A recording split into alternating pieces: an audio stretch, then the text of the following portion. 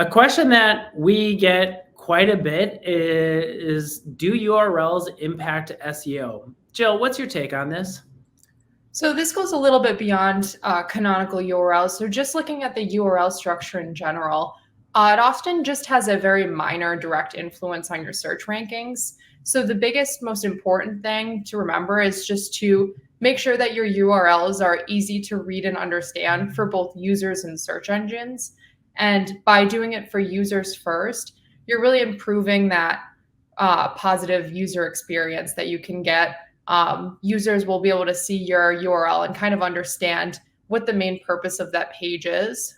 And you'll be able to also put in target keywords for the URLs. So oftentimes you'll have a primary keyword in the title of the URL. You can also include in the title of the page, you'll also be able to include that in the URL. Yeah, definitely. And I feel like maybe years ago, this was a stronger ranking signal to keyword stuff URLs and just buy domains just based off of the keywords that it has within it. But it seems like it's not as important. Is that correct? Yes. Yep. Yeah. And I mean, case in point, our URL is risemkg.com.